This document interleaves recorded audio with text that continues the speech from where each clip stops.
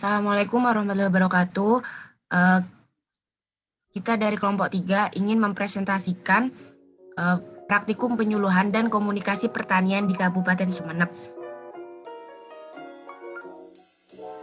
Oke, pada hal pertama di sini kita berdasarkan potensi pertanian di Sumeneb. Nah, di Kabupaten Sumeneb ini ada 3 potensi. Yang pertama, potensi sumber daya manusia atau bisa kita singkat SDM. Sumeneb memiliki SDM yang berpotensi besar dalam aspek pertanian. Yang kedua, potensi sumber daya alamnya. SDA di Sumeneb itu banyak. Sumeneb memiliki potensi lahan pertanian yang luas, populasi ternak yang cukup besar, air dan tanah yang subur, serta kelayakan alam lainnya. Yang ketiga, potensi lokal. Sumeneb memiliki potensi lokal yang sangat strategis. Next. Adapun masalah pertanian di Sumeneb.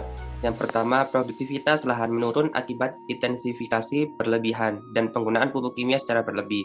Yang kedua, modal terbatas dan akses terhadap sumber modal yang lemah.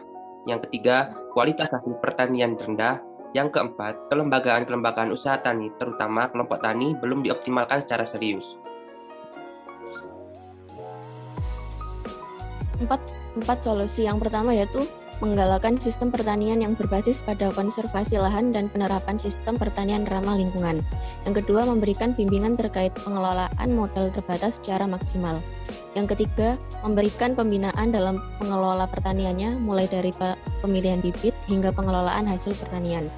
Yang keempat, melakukan pendampingan dalam setiap kegiatan kelembagaan pertanian. Next. Materi penyuluhan, yakni yang pertama, pengenalan sistem pertanian organik yang ramah lingkungan. Yang kedua, penerapan perencanaan usaha tani dengan modal yang terbatas. Yang ketiga, pengelolaan pertanian dari prapanen hingga pasca panen. Yang keempat, pengenalan tentang pentingnya lembaga pertanian terhadap pertanian di Sumeneb. Lanjut. Selanjutnya, tujuan dari metode penyuluhan. Yang pertama, mempercepat proses adopsi inovasi teknologi pertanian.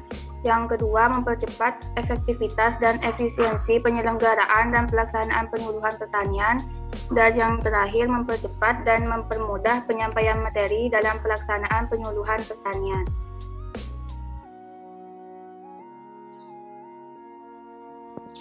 Yang terakhir, yang ketujuh, sasaran penyuluhan.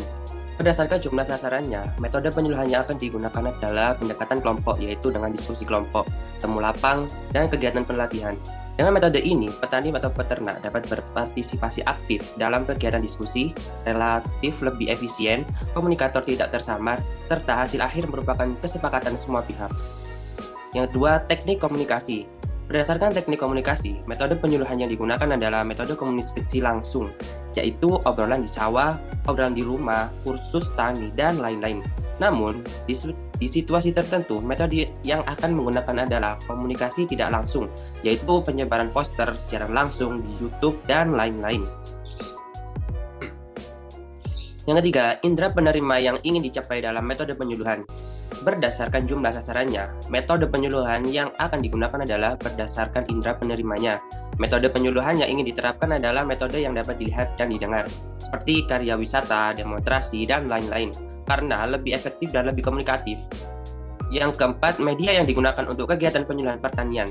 Media-media yang dapat digunakan dalam metode penyuluhan pertanian ini adalah buletin, brosur, poster. Selain media cetak, ada juga media sosial yang akan dimanfaatkan seperti YouTube dan lain-lain. Dari pemanfaatan media tersebut dapat mempercepat proses perubahan pada aspek pengetahuan, meskipun hanya berdampak kecil untuk sebuah perubahan perilaku. Sekian presentasi dari kelompok 3. Kami ucapkan terima kasih. Wassalamualaikum warahmatullahi wabarakatuh.